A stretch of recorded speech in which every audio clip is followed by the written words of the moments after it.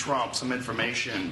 We have a gigantic opiate problem in this country. Joe Rogan and Trump joined forces, and Joe Rogan just posted this. Trump has signed an executive order directing the FDA to expedite the review of breakthrough psychedelic therapies. I want to tell everybody how this happened.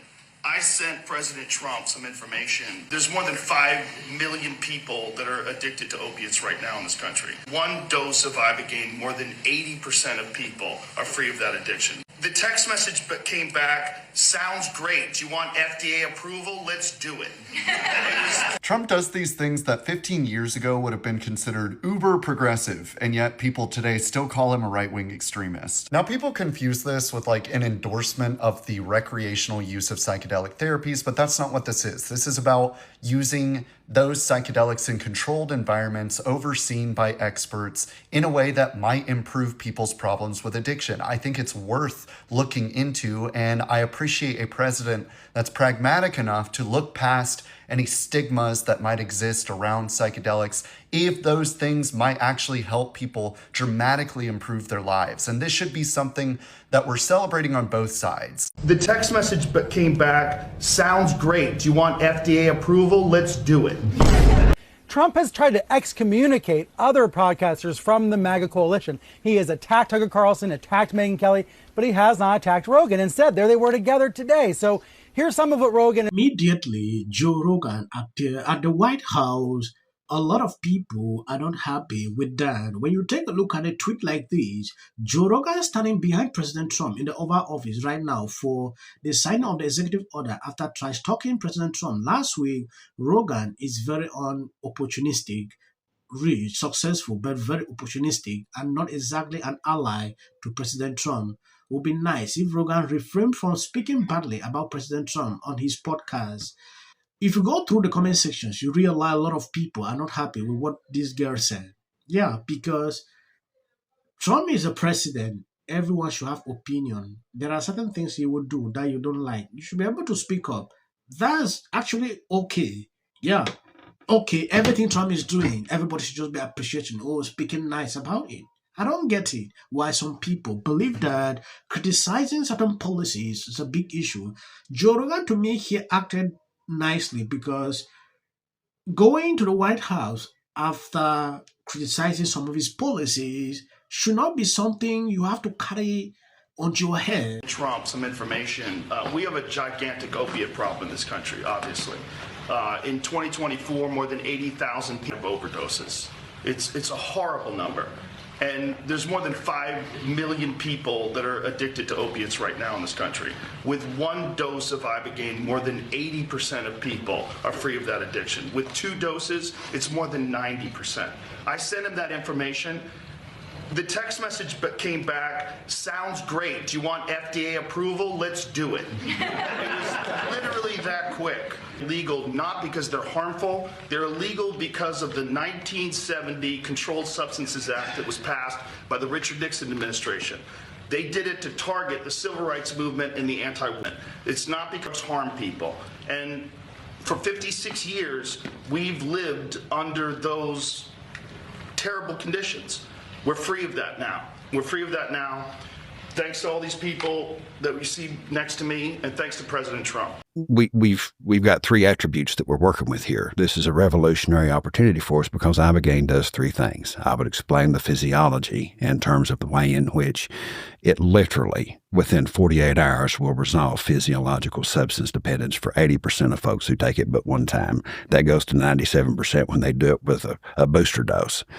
As I said, second thing that it does is it restores an individual's sense of ownership over self. If they have lived lives of compulsion where they are driven by those things that imprison them, on the other side of the Ibogaine experience, they recognize that they have ownership of self and future, and that future will be defined by choices rather than driven by compulsion. And that is fundamental and integral to recreating a viable existence.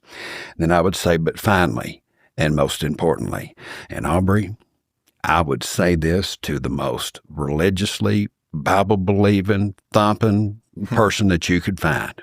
I would say, finally, and most importantly, many individuals who have an Ibogaine experience come away with a concrete affirmation and knowledge that they are a spiritual being made in the image of an almighty creator whose essence is pure and unconditional love for them, and that they have a unique and special purpose to achieve with their life.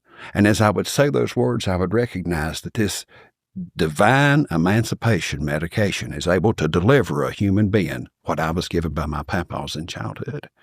Ibogaine has the unique ability to restore the brain's dopamine and serotonin production to its pre-opioid exposure levels within 36 to 48 hours, thereby fully resolving physiological opioid dependence with a single administration for 80% of individuals. Yes. If you take a look at how Democrats are reacting to this, you can clearly see that there is nothing that Trump would do these people will appreciate. I see some saying, this pack, I like this, but Joe Rogan, I cannot listen to Joe Rogan again because he wake up at some point, criticize Trump, then he's still standing behind Trump. Oh, no, no, no, no, no. We should not listen to Joe Rogan again.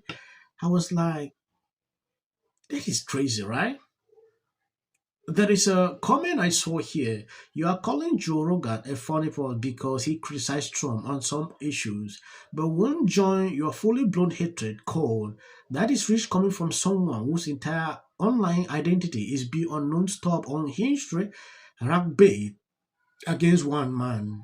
Rogan is doing what normal people do. He calls out bad ideas wherever he sees them, including from Trump. You, on the other hand, demand total ideological purity. If someone isn't 100 anti-Trump at all times, they are traitors. That is not principle. That is core behavior. The real funny is the guy who turned politics into his entire personality and then accuses everyone else of being fake for not matching his level of obsessions.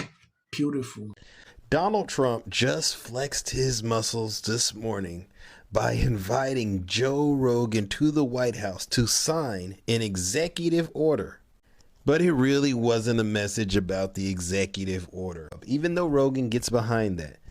The reason he had Joe Rogan show up is because he is sending a shot across the bow to Democrats and Candace Owens, Tucker Carlson, Megyn Kelly, and Alex. But I like him anyway. I think all of this speaks to Joe Rogan's unique power and his unique platform. He's not as clearly, obviously, always political as the other podcasters I mentioned earlier. He's more entertaining. He appeals to a broader audience. Yesterday, I was speaking at a journalism conference at Ole Miss, and the researchers there commissioned a study into who Americans trust in the media. And of all the names, of all the news influencers, Rogan's name was number one. It really speaks to his unique power, and maybe President Trump feels it's best to keep Rogan close. We're going to end here. As of the short clips at the end, that is provided. You can always skip. I'm in support of that. Minutes until the First Lady brought them back with her surprise statement last week. How does this benefit?